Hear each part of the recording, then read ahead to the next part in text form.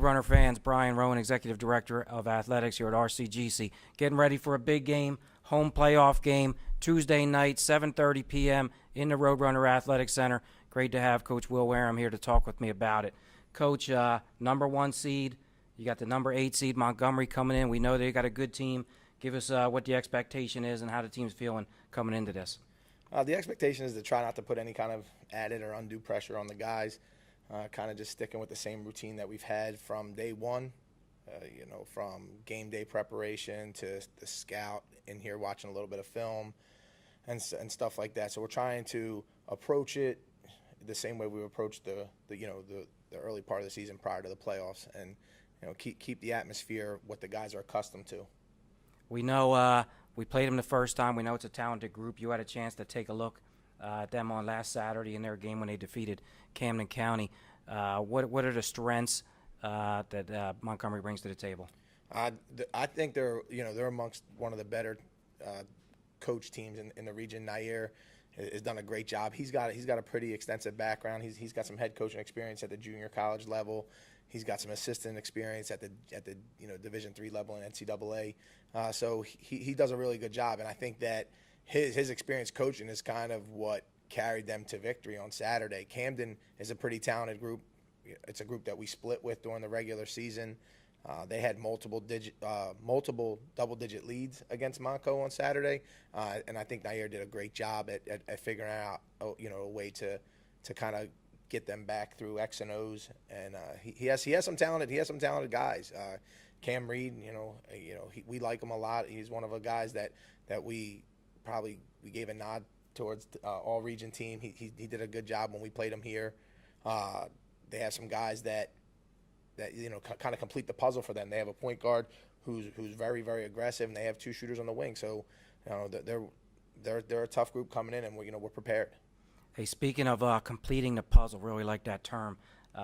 One of the groups that I think has done a great job for us and compete with anybody in the region that maybe doesn't get as much press is our bench. I think we're going to need them throughout the tournament. Talk about some of those guys and the roles they play and how crucial they've been to our success this year. Absolutely. At the break, when we had a little bit of shift in our in the dynamic of our team as far as our roster went, with a couple guys stepping away, we had those guys that were able to step up. There was a little bit of a learning curve. I think there was a couple games there shortly after the break where we weren't getting a lot of bench scoring. But the good thing is none of them were in a situation where they'd never played meaningful minutes before. So that had helped them, to include Alex Angelis, Tyson, Ellison, Stan Martin, and Zymir McCray. Those guys have all given us something at some point in real meaningful minutes. They've never been, stuck in a point where they're only getting mop-up time or for a lack of better words. But we have a lot of confidence in those guys, and even to not even leave Evan Haynes out of the conversation. He does a great job when he comes in. He's he gets ragged on a little bit from the guys when they say everything coach tells you to do, you do it, and he's just that kind of kid from the way, like, if you were ever to go in our locker room, we talk about the magnets on our locker with the tags. Like his is exactly how the coaches are. He's always prepared, and he's a great kid, and we have confidence in him. So we get to that point where we need to go to any one of those guys. We don't really feel that there's any drop off in talent. We live in the Philadelphia area, so it's tough to not use that cliche statement of next man up mentality that the Eagles kind of rolled with last year. But we've kind of adopted that as well, and those guys have really stepped up to the plate when needed. Yeah, and one of the other impressive pieces, when the starters come off and they go to the bench, they take on that same attitude, and that's something I think you've instilled. Duke and Coach K talks about that a lot. They had that big comeback a couple of weeks ago when people talked about how crucial that was, the attitude on the bench. And we've seen guys like Jazir Noel that plays a ton of minutes when he's in foul trouble or when he was out 1 or 2 games, and his attitude on the bench, and everybody when they go to the bench. That really means a lot, and you've stressed that with your team. We do. We talk about it a lot, and that helps us when you go back in. You're never in a situation where you're not engaged.